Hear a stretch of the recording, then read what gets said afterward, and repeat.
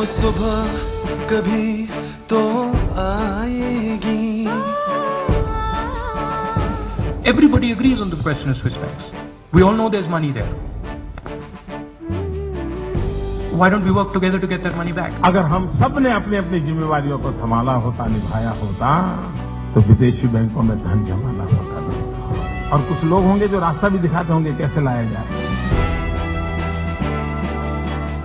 Only 3 to 4% of Indians pay income tax. The 97% not paying a tax creates an extra burden on those 3%. So, it is better to try and increase the tax base rather than implementing more taxes on the people who are already paying them. All the states have not agreed on GST. Government of India should have taken all the states in confidence. GST did not get implemented. So that, to my mind, would have been a forward-looking legislation, bringing much more efficiency in the tax collection system. The import duties for products being manufactured from India are very high, due to which the cost competitiveness vis-a-vis our competing countries, we are lagging. The accountability in the system, both for the taxpayer and the tax department, should increase so that the trust is built in more transparent manner. Presently, India has got this direct double taxation avoidance agreement with Mauritius and various other countries. So if India government does away with the direct double taxation avoidance agreement, in that case, what is going to happen is we can contain the money within the country, and at the same time we can also tax on the money that is being drained out of the country. All of us have heard about the controversies regarding Vodafone and others, and they have had to pay through their nose because we did not tell them this is what your tax liability would be in time. And we should announce the tax policies for foreign companies very clearly and very unequivocally, so that later on there is no trouble. Taxation laws need to be clarified so that the industry knows that the country is willing to accept investment. So the foreign investors will also realize, okay, the tax structure is very clean here, so let's come here, make our investments, that will create jobs, and I think that should be the main focus of the future Prime Minister. विदेश से जो काला धन वापस लाएंगे, उसमें से कुछ परसेंटेज ये जो रेगुलर सैलरी वाले लोग इनकम टैक्स भरते हैं ना, उनको इनाम के रूप में वापस देंगे.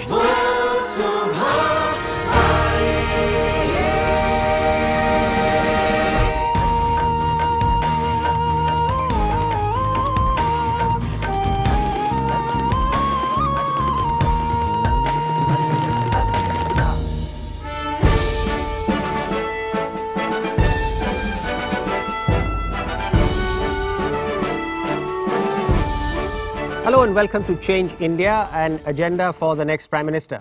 Today in the 11th show of our series, we have 10 policy initiatives that will enable the next Prime Minister to simplify India's complicated tax system and lower the burden of tax on the ordinary citizen.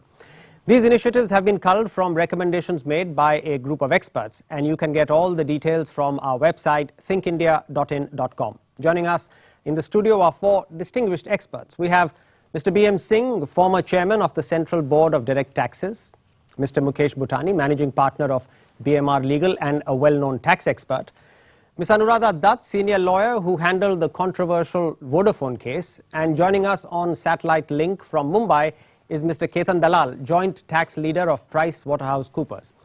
And with them is our very own Dheeraj Nair, CEO of Network 18's Think India Foundation, who has anchored this project for us. We also have an audience in the studio, among whom are some people who have actively pitched into the debate on Twitter and on our website. I would urge all of you to contribute to future editions on Twitter and our website, and we would be delighted to invite you to participate in the upcoming shows. Do note that we will present our suggestions on taxation and 13 other policy areas to the next Prime Minister who takes office in June. The first one is all we are saying is that raise the taxation threshold exemption limits, give more relief to the ordinary citizen. So we've said raise it from the bottom one from 2 lakh to 3 lakh. But along with that, so give relief across all, but along with that, just end all exemptions, just end all of that, and also commit that you will retain these at stable levels for the next 5 years, except for inflation adjusting some of these thresholds. The highest income tax, we are saying, bring it down to 25% from the current 30%. For corporate tax, point number 2 says that have a rate of 15% on profits up to 50 crore rupees per annum, and then 25% on all sums above that. Along with that, end all exemptions, except one exemption for exports. Abolish MAT, we are saying. You don't need that. And make a commitment that you will retain these for the next 5 years. Point number 3 is related to point number 2. We are saying give a tax rebate of 5% for profits derived from export income, in addition to all the rebates that you give on indirect taxes to export income. Again, try and keep these stable for about a couple of decades until India structurally becomes a current account surplus country. Point number 4. Finance ministers love to put surcharges and levies. We are saying please don't do that on direct taxes at all. If you have to do that only on indirect taxes, and try and avoid that as well. So these are points 1 to 4. All 4, as we said, can be done in the first budget itself. Mr. Singh, you've handled these issues for the government. How doable are these and how desirable are these? Well, doable they are, but whether they're desirable is a different matter. We have, over the past so many years, tried to increase the tax base. There are right now, I'm told, about 3.45 crore active SSCs only, of all types. And that is a very low figure considering the size of our population. The moment you raise this limit, you are taking a large chunk of taxpayers out of our data systems. No, they would still be in your data, they would just not be taxed. No, they will not be in our data, they will not be filing returns. Well, you still require people to file a return. I'll give you what really happens sometimes. Sure. Now you say it's 3 lakhs. Somebody says, okay, I'm earning 2.8 lakhs, I don't pay any tax, I don't file any returns, but I save about 1.5 lakh a year. So in 10 years, he gives an entry of a loan to somebody, which is totally, actually not saved, but he's just giving an entry to somebody as a loan. So, I want to keep, you can keep a lower tax rate, but I want to keep them in our databases, getting the return of income file. That point is well taken, that they must be That is why, yes. Yes, we have to increase our database. We have to increase our number of taxpayers. Right. So, raising it to 3 lakhs won't do the work. I don't know whether having several taxpayers is really an answer. I think, till about 10 years back, we had less than 1% of population paying tax. So now it's about 2.5 to 3%. I think what is critical is tax to GDP ratio. Right. I think the important where the government has really failed in its desire to tax adequate number of citizens. So, you look at who are these 3 crore taxpayers? They're predominantly salaried people or they're high net worth individuals. Right. You still don't have the concept of going and taxing the trader. You still don't have the concept of getting into B towns and C towns and really tracking the people who pay taxes. So for me, what is critical is to raise the tax to GDP ratio rather than... Will therefore this militate against that or be in favor of that? The fact that we are saying increase the threshold limits of exemption. It will not. So I support you, and I have a slightly different view than what Mr. Singh expressed, that merely by changing the slab rates and reducing the rate of tax, you may have a situation where for 2 or 3 years, you may have lesser number of taxpayers. But that does not mean that your tax to GDP will not grow. Because the impact of having a lower rate of tax is greater level of compliance, less incentives to go for tax leakages and tax evasion. So I think that is what we should be looking at. So, Isdat, you've heard the panel. Yeah, I actually disagree with most of them. In my view, I of course agree that the lowest slab should be increased, keeping in mind that inflation has increased, so you must keep pace with that. But I do disagree that you should remove all exemptions, because according to me, the maximum effort today should be on growth. And for growth, if you have to give incentives through exemptions, that must be given. Because according to me, this whole concept of, how much is your collection to GDP, all this is for what? For social schemes, for benefiting those who are underprivileged. But those schemes, it's not possible to run those schemes if you don't have the money. And you will never have the money if you don't stress on growth. And I also, just the last point, I also disagree that for any eventuality, you should not have a surcharge. According to me, if there is a situation of drought or there is a situation of war, or some extreme. We are saying on indirect taxes. We are saying don't put surcharges on direct taxes, only on indirect taxes. Dheeraj, you'll have to defend all of this. The answer is same for direct or indirect. Or indirect. No, the reason we've said indirect taxes is very simple, because it's not a progressive tax, as we know, so the government will have to think how much harder before putting a surcharge on an indirect tax, because everyone pays it equally. So I think that's one of the reasons.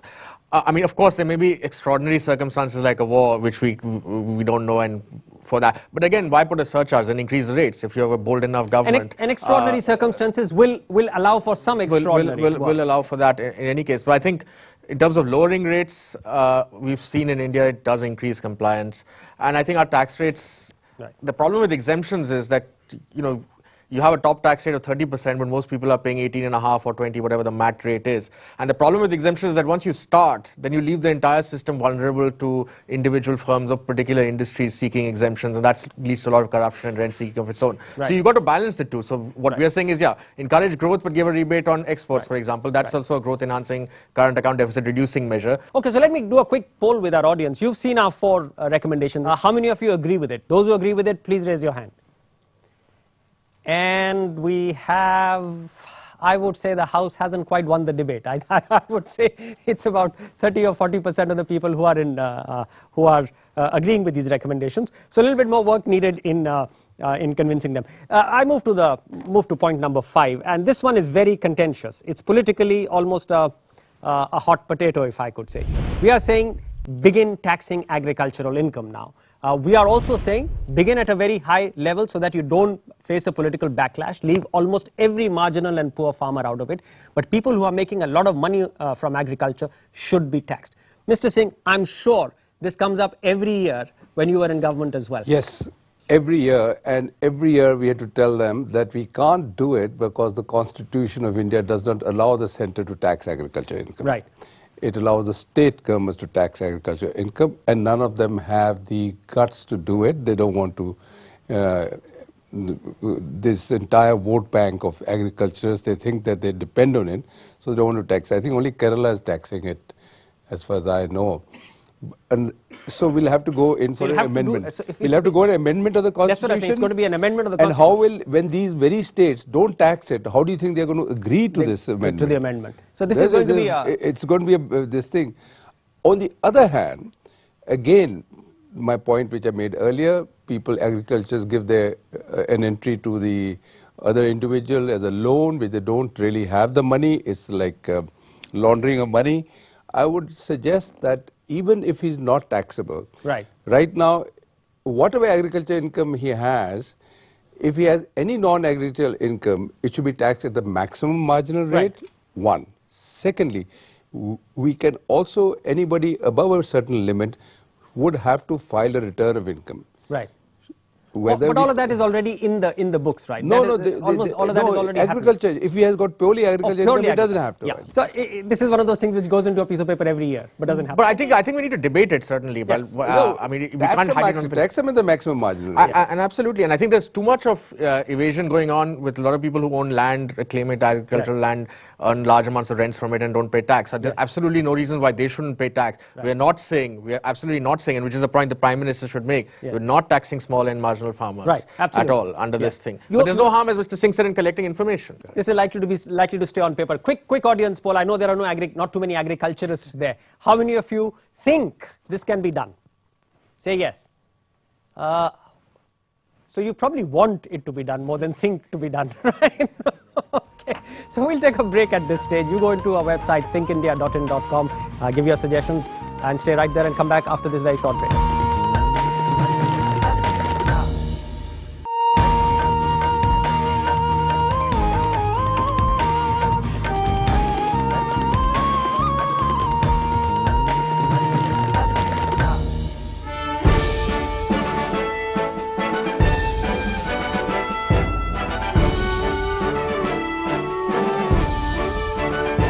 Welcome back to Change India, an agenda for the next Prime Minister. Today we are talking about how to reform our tax system so that we can get the economy all re-energized. We've discussed what could be done in the first budget by the finance minister stroke prime minister. We're now on to something which has really been contentious, and a lot of people believe that this has really damaged India in the international investment community. This is point number 6, which is we must pledge that we will not have any retrospective changes in tax laws. And we are saying this is a pledge the Prime Minister himself or herself must take on the floor of the House. If possible, we are saying enact it into law. And then to show your good credentials about this, the tax cases which have now become legendary, beginning with Vodafone, Shell and Nokia, the Prime Minister should insist on a fast-track mechanism to get all 3 of them settled one way or another between 3 and 6 months of being in office. So I'm going to start with you on this. I know that you've defended the Vodafone case and you're therefore an interested party in this. Well, when I'm speaking on the debate, I'm really not speaking as a Vodafone lawyer, but Sure. as an Indian citizen. Sure. According to me, the problem here is that this shows to the world that we are not a stable legal system. Right. Your apex court, says something and you can say that there's a retrospective amendment from 61. The point here is that there are countries, there are common law countries which do allow retrospective amendments. Right. They're rare and they never, that's the important point, they'll never upset the highest court of land's judgment. Right. Those are always what we call grandfathered. Right. So to have this kind of system, is an uncertainty because tax is a cost. Right. Tax is a cost. If somebody knows from before that this is what I'll have to pay, Right. he'll include it. So and suddenly now you tell them that no, the highest court has said, but I still can recover that. So Fine. this is something the new Prime Minister, the next Prime Minister will simply have to focus on. Mukesh, I have to get you in here. Well, if you look at facts and figures, 16 to 37 amendments, this seems to be more a phenomenon of the 21st century. I think we should sit and measure how much FDI India has been deprived of, Right. just as a result of what we have done to our tax laws, Right. particularly in the last 4 to 5 years. Right. I think there is a way to do it. So Right. there is a constitutional provision. Those powers have been exercised in an exceptional manner, but I think the trend in the last 4 years is really a sad story. More importantly, you need to have a debate. So if you're overriding a tribunal judgment or a high court judgment, why can't you go to the Supreme Court and seek a point of view? I will come to Mr. Singh last on this because he could also bring in the government's voice. I'll go to Ketan in Mumbai. Ketan, we've suggested that the Prime Minister should put the 3 contentious tax disputes, Vodafone, Shell and Nokia, they've acquired so much prominence in the media, on his fast-track mechanism. Whichever way it goes, settle it so that the country can move forward. Is it doable? I think it is doable, and I think it's not only a question of Vodafone, Shell and Nokia. Vodafone, of course, stands on a very different footing, but there are many other cases, IBM and many others. And I think, Raghav, the issue is not only those tax cases, because these are very high-profile cases, so 1 year of them. There are cases with 500 and 1,000 crore additions, which are not numbers to scoff at, and many of them keep on going into endless litigation. So I think for every dispute, at every level, there should be time frames. Today, for example, you have a time frame for an assessment. You do not even have a time frame for a commissioner appeals or anything like that. So I think it's a much larger issue. And if you permit me, I just want to make 1 or 2 points on the Vodafone one. Sure. One is that the Shom committee said that you can retrospectively amend where there is an apparent error or a manifested intent which has not been translated into law. But by and large, I would say no. Also, to retrospectively amend, as Anu said, something where a Supreme Court has held, and also on a matter where, let's say, withholding tax. How would you ever have deducted withholding tax on that? So those are the kind, and it undermines the credibility of the judiciary, and as Mukesh said, a huge amount of FDI issues there. And I think that point has been made. Mr. Singh, this is something that has really hurt India. How does the Prime Minister, the next Prime Minister, who will come without any legacy of these cases, how will he handle it? Or how should he handle it? Yes, that's a very difficult question to answer. We cannot pledge that there will be no retrospective amendment because the need may arise. But I would say that they should restrict it to procedural matters, right, where some procedural matters have to be retrospectively amended to cover errors of legislation. But as far as when it affects the assessee, the taxpayer substantively, that is what should be avoided, absolutely. I think the point is not that you cannot ever change a tax law, but Right. why retrospectively? Do it prospectively. Yes. So, I mean, if you've made an error, well, too bad. I mean, a lot of us make errors. You can't go back into time and correct them. So, what's past is past. change the law That's if you pretty think much there's a what the loophole. Supreme Court said, Yeah, right? so make a prospective change, no problem. Okay, so let me come to the House. How many of you believed that India was hurt by the Vodafone tax case? How many of you believed that? So that's 100%. So I think that's gone down. Everyone accepts that that wasn't something that should have been done. Number two, do you believe that the next Prime Minister, he or she, will take this up and put this on the fast track and try and have this settled? Yes or no?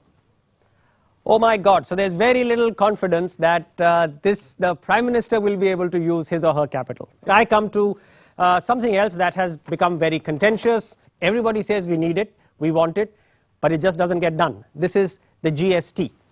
We are saying that the time has come to now do a grand bargain. And if the states are worried about their revenue, just guarantee them that revenue. The center should guarantee the revenue, but get GST going and then have a calibrated timeline by which you can move to the ideal GST. But begin now. And we are saying set a pretty low rate of 12%. Ketan, let me bring you in from Mumbai. There is no doubt in my mind, Raghav, that, and as you said, virtually everybody is quite clear that GST should be brought in. In fact, quite a few of the industrialists have been saying that it will actually add a couple of percentage. Why industrialists? Economists have been saying that it will add a couple of percentage to the GDP. So there's no doubt about it. Now, whether it should be 16% or 12, the convergence rate seems to be more 16 than 12. And as you rightly put it, the whole issue of the sharing between center and the states, the compensation to the states, is an issue. But as in the earlier retrospective part, I think the political will to somehow push it through should be there. There's no doubt in my mind that it should happen. And of course, all political parties have been saying it in one way So or the Mukesh, how effective is this grand bargain that we are talking about? Move and say, we will guarantee. So now forget worrying, let's get on. I don't know why we have moved from 12 to 16 in the first place. If you look at the recommendations of the 13th Finance Commission, they came out with a revenue neutral rate of 12%. But they added a rider over there that we will move to zero rating, and more importantly, we'll take away all the exemptions. I think it is achievable. Even if it is not achievable, the government should make a plan that the desire is to get to a revenue neutral rate of 12%, provided we get to that level of collections. I think the GST impact will be felt over a 3 or 4 year period. Yes. But the aspect that we should be mindful about is the European experience with GST. They also started with 12. They've ended with 20%, though for a completely different set of compulsions altogether. I think the economy is going to grow insofar as demands are concerned.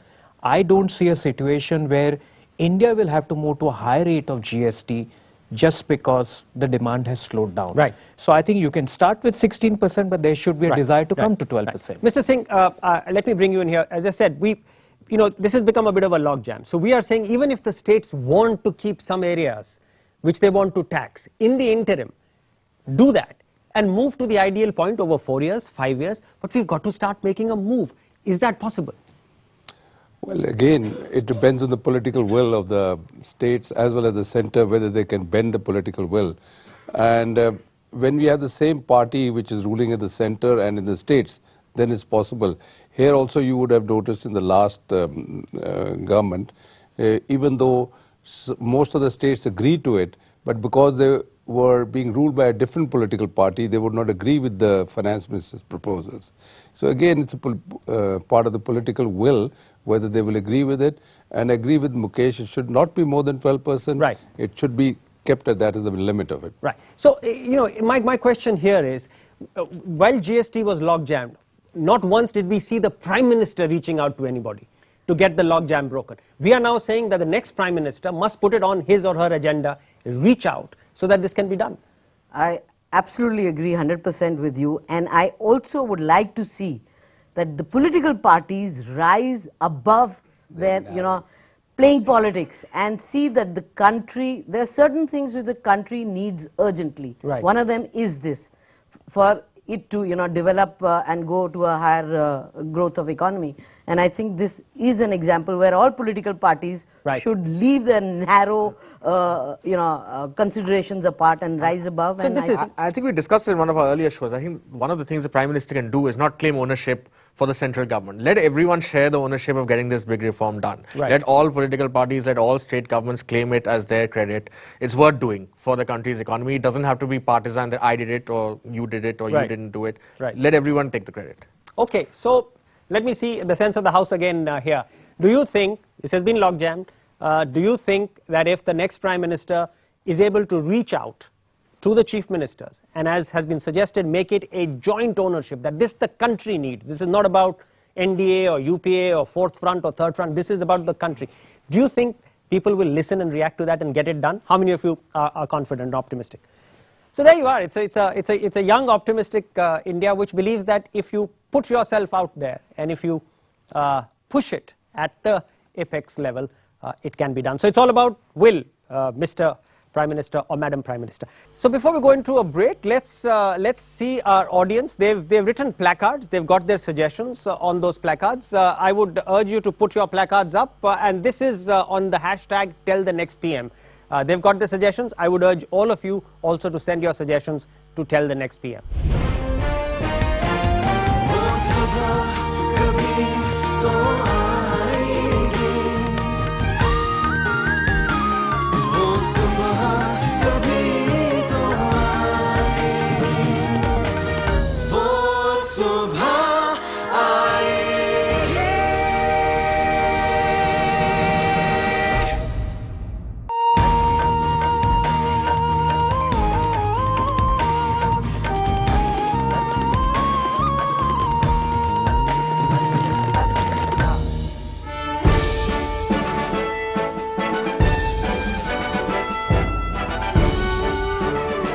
Welcome back to Change India, an agenda for the next Prime Minister. And today we are focusing on reform of our complicated taxation system. We've already discussed about 7 points, including the very contentious retrospective changes as well as GST.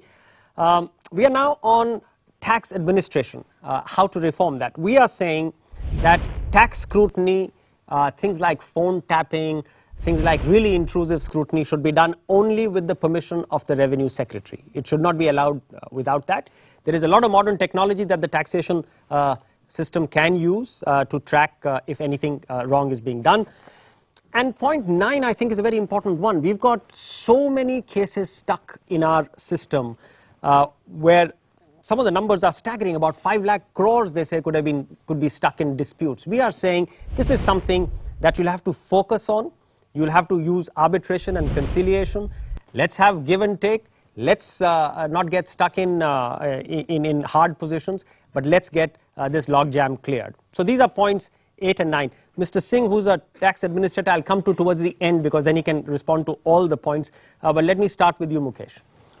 Well, Raghav, your figures are very close to, I have some figures which is 350,000 crores cases. 350,000 cases aggregating $100 billion. This information is 24 months old, right? Because we did a survey on this. I think these are pretty staggering figures. I don't think this can be addressed over a period of 1 year or so. This requires reforms at 2-3 levels. It requires reforms at the legislative levels. It requires reforms at administrative levels, because many of these cases are stuck because our administrative dispute resolution mechanism is just gone completely out of control. It's just not working. So what kind of reform? Well, as you pointed out, there should be mechanism to settle disputes out of court. Yes. There should be mechanism that with respect to treaty partners, India should embrace a concept of mandatory arbitration in its treaties, because quite a few relate to multinationals where there is pretty much economic double taxation. There could also be reforms at the judicial level, fast tracking of courts. Right. 2003, we introduced a bill called the National Tax Tribunal, which was supposed to be replacing all high courts for tax cases. Right. That bill never got implemented. Yeah, we haven't moved on that. Exactly. Yeah. So you can't have high courts which deal 70% with other forms of civil and criminal disputes, also dealing tax disputes as well. As you said, there are 350,000. There are 350,000 cases, and this information is 24 months old. And $100 billion, that's almost 6 lakh crores. Mr. Singh, this is how to get this done. 6 lakh crores is a lot of money lying in dispute. As we said, the government has to also now become proactive about saying, fine, we will settle outside courts, we will come halfway, we will do give and take, conciliation, arbitration, but get this thing going. But that Kejriwal will eat you up. So that's the problem with having such activists, that they will not allow things like out-of-court settlement. But a strong Prime Minister should be able to communicate to his country. I don't think so. It's a societal change which You see, we had no Prime Minister can... we had this dispute resolution panel, like Mukesh, he mentioned. It has not been a success because they never give relief to the taxpayer. They more or less agree with the assessing officer. It's all adversarial, Yes, Mr. it's all adversarial. And I've continuously come after retirement, even before. Once a particular substantive addition has been made, even though the taxpayer gets relief at the first level or the second level, the department takes it up to the next level. That's right. And in the assessment years following that, the same addition is made again and again until it is going to be finally settled, where the tax administration says no more, we will not go higher up, which hardly ever happens. No, but we have to. If anybody, I myself know, I've once recommended as a Director General in International Tax to my DI that we do not have a case in a particular matter. I can say it now, I won't mention the name. Right. That we do not have a case where we can go up to the Supreme Court, or was it the High Court? He says, sir, but if we don't take it up, everybody's going to raise a finger at us. That's the So point. why did we That's not really take it the up? point. I But you understand, don't trust me, that means. I understand, but someone's got to break this vicious cycle. Yes. That you keep on escalating a case because I want to be safe from journalists, I want to be safe from activists, I want to be safe from prying eyes. Someone's got to draw the line Or and the say... CAG will come down and tell you... or CAG. CAG will say, why did you do it? But no, this is where... Yeah, Mukesh, One single reform, the oversight about the appellate commissioners or officers' orders, which can be, CAG can overlook their shoulder, CVC can. If you just take that away, I am confident that many officers who are rational will not take the decision to appeal higher. Just one step. This is where the Prime Minister needs to come in and make these changes. I want to go to Ketan, who dropped out of the discussion for a short while. Ketan, we are talking about how to get this logjam of almost 6 lakh crores cleared by practical steps which use political will and capital. Yeah, so I think 2 or 3 things there, Raghav. First of all, the issue of past and the current cases which are again coming up is integrated. So there needs to be checks and balances to make sure that we don't have increasing logjams every day. And for example, the dispute resolution mechanism has not worked very well, the panel. And we could have something like a panel which gets into action before an order is passed and not after an order is passed. That's one concrete suggestion. Right. The second one, as I said, is the time limit issue. And we could put some kind of a sunset clause on all old cases to be, let's say, done within the next 2 or 3 years, for example. Right. The third is we talked about something on the out-of-court settlement, and I may just draw a parallel from what SEBI had done. SEBI has a consent scheme, and in the first 4 years of the consent scheme, about 1,800 cases were put before the consent mechanism. Right. And 1,200 or 1,300 was settled. Now, we have a settlement commission. Right. But the scope of the settlement commission today is extremely narrow. And that needs to be substantially broad-based. So I think these are all points the things which can be done in parallel. Right, should be done. Dheeraj. Well, I think we've got a lot of concrete suggestions here, and it's a tough one, obviously, because and as we've seen across other But series. in SEBI, it seems to be working. Yes. So there is a mindset change in India that I think the tax, and I think the point 8, which we didn't take up, the tax bureaucracy itself has to, as Mr. Singh said, change its mindset. So it has to stop insisting on going to higher courts, even when they lose out. Administration may want to change its mindset, but they're not allowed to do so by various other. That's what you remember in judicial reforms when we were discussing. Dheeraj, we had said only 2 levels of appeal. Yes. Government should not go to a third level of appeal. And I think one of the suggestions which we got was very good was that the more senior officer should take the call rather than the junior officer, because the junior officer will be risk averse and obviously appeal to the higher court. So I think there are ways in which, if political will is there, the tax bureaucracy, which is much maligned and accused of harassment and so on, could, as Mr. Singh says, improve itself, provided the political masses are willing to let it. So let me take a public call. If a reform-minded Prime Minister and Finance Minister sets something out like this and says, we will only do 2 appeals, we will change and make this much easier, but then they come under attack from activists and journalists, will you stand by the Prime Minister or will you listen to the activist? How many will listen to the activist? No, so there you are. The people are willing to support strong leadership. Our leaders need to become strong. I come now to the last point on our agenda. And this is something we've discussed if you've been following our shows on urbanization as well. We have said that some powers of taxation now must go to the city government as well so that they can become stronger. And we've said 50% of stamp duties, professional service taxes, all of this or parts of it should stay with the local city government so that they can be spent on the city itself rather than being appropriated by the state or by the center. Mukesh, you want to go with this quickly? Well, if you look at the root cause of why GST has not been implemented is because the states that did not supported the center somewhere felt that this federal government is trying to come out with a GST scheme which will rob the state of its power. Right. And there's a lesson to be learned from that. And that lesson is that given our framework of the constitution, there has to be, and in a country as wide as we have, there has to be equal distribution, well, not equal, adequate distribution of power between the federal government, state government and the local government. This is a point that you have been making. I'm entirely supportive of empowerment below the state level. Right. Because that will help develop infrastructure faster. That will help focus government on certain cities.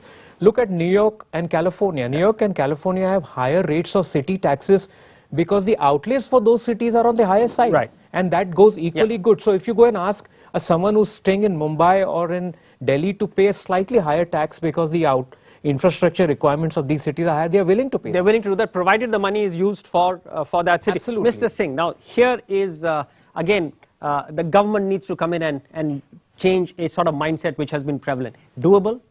Doable, absolutely doable. And I agree that the cities do need that extra revenue. But as far as the citizens agreeing to that increase in revenue, increase in taxation at the local level, I have a different view because I've seen it. In most cases, say a city like Chandigarh, they have been basking in this thing that no tax, no local tax is levied on there. There's no house tax. Most of Punjab has no house tax. Only in commercial this thing they started taxing. They want everything without paying their due taxes. And therefore, the sewerage system, the lighting system, the street, the roads, they all go to the dogs. So we have young India here. Yeah. We have new India here. Will you people be willing to pay extra taxes provided that money, you are confident, is spent in your city to improve infrastructure for all of you? Will you be willing to do that? So there you are. Once again, someone has to come in and talk to this new India and say why they are doing what they are doing. Dheeraj, wrap it up for us and then we are I think the problem in India is that we all pay tax. I mean, at least those of us who are salaried, and then there's a reason you pay tax. Presumably the government delivers some services in return. Now we don't even forget schools, hospitals and urban infrastructure. We don't even get law and order, which is the basic duty of government. So there is a lot of frustration in terms of we pay but we don't get. Now, there's certain things which cannot be devolved too far down, but there are certain things which can. So in terms of delivery, in terms of value for our money, value for money that we pay, it makes eminent sense to devolve some financial authority to local governments. Okay, so Mr. Prime Minister or Madam Prime Minister, we have these 10 points. You've seen what our audience has to tell you. Become bolder, use your political capital, and the country, at least the young country, will respond to you. We will have these 10 points to you. Before we go, take a look at all of them.